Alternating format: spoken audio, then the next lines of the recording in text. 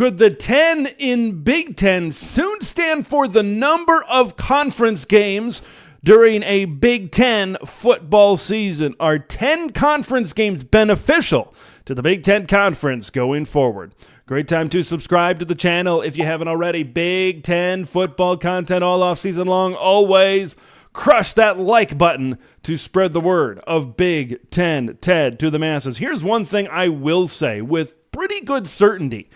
I think financially, a 10th conference game could benefit both the networks and the schools / the conference, right? The network, you're adding a 10th game. Now, instead of seeing Rutgers against Wagner or Indiana against Southeast FCS State, okay, now you're seeing a Big Ten game versus a Big Ten game, and you got to think maybe the networks would schedule some beef there in September, so to speak. They would schedule some pretty good conference games as well with that additional spot. And you got to think a revenue bump would also come into play for the schools, right? We talk about elevator clauses with additional expansions. I know that's in the contract as well in this new television deal, but you got to think there would be at least a little bit of a bump, okay, if you add an extra conference game with the network. So I could see financially a 10th conference game being beneficial for both the networks and the schools. And we know a lot of these decisions are based on television and they're based on money. So that's plausible right there. But then you kind of go into it a little bit and you kind of maybe dissect this 10 team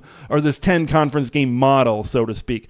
I think decisions made at the Power 2 level, right, the Big Ten and the SEC, are going to be directly, especially with scheduling, are going to be directly correlated to the upcoming 12-team college football playoff. Okay, let's break this one down a little bit. More Big Ten games equals more potential for losses down the stretch, equals more potential to get knocked out of some of those at-large spots in the 12-team college football playoff. But you got to look at the other side of the coin maybe as well. More Big Ten games and additional Big Ten games could equal strength of schedule. An additional win over a good or solid Big Ten team could boost your strength of schedule, which means you could be ranked higher, which means a higher at-large seeds, which means home games, which means revenue for your school coming out of the first round of that playoff. So I think there's multiple sides of the coin. If you're looking at those, I think maybe the 9-team or the 9-game scheduling format maybe is favorable a little bit more because you don't have the potential for that late season trip up because, man, a 10-game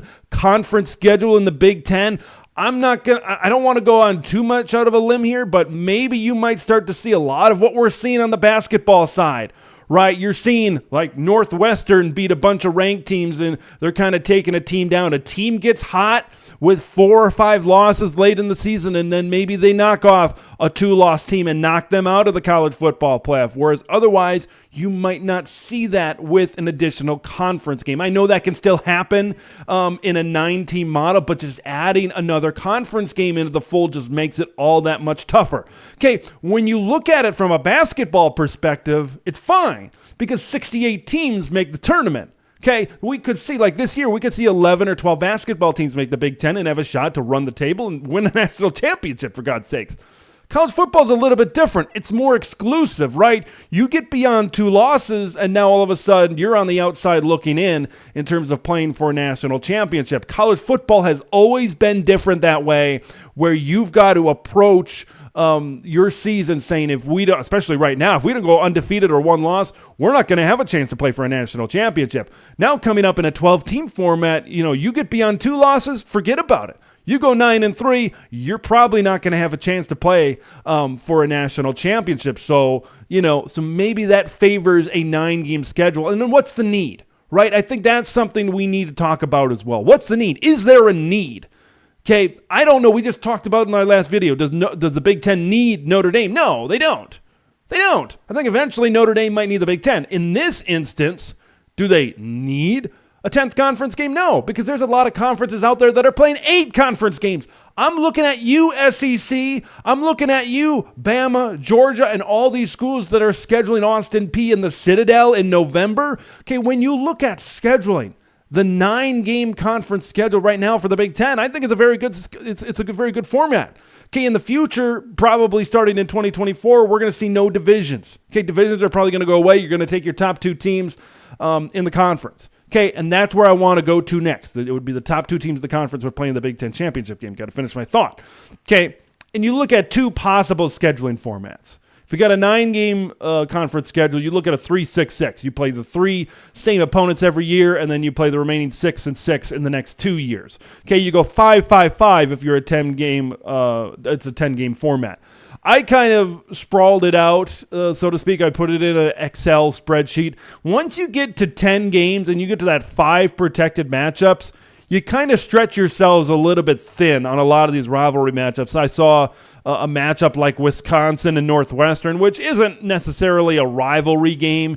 You kind of see some, well, they're in the same region, so they're rivals, right? Well, not really. I know Penn State and Minnesota play for the bell. Is that really that important to play every single year? Right now, they're playing like every 3 to 4 years, it seems, Penn State and Minnesota. So I think you stretch yourselves a little bit thin when you play those 5 consistent opponents. Not saying that would be a bad thing. I'm just saying I think those yearly games that you play every year, if you're going to go no divisions, have to be really important. A 3-6-6 format would be good because whether you're going 3-6-6 or whether you're going 5-5-5, you're playing every team in the Big Ten every 2 years. You're hosting every team in the Big Ten every 4 years. So it really doesn't make that much of a difference either way. 9 games versus 10 games. Maybe give yourself a break and go 9 games. I said before, non-conference games are going to mean a little bit less, right? You've got an automatic berth. Make it easy on yourselves, right? They might be thinking that at the top levels of the Big Ten.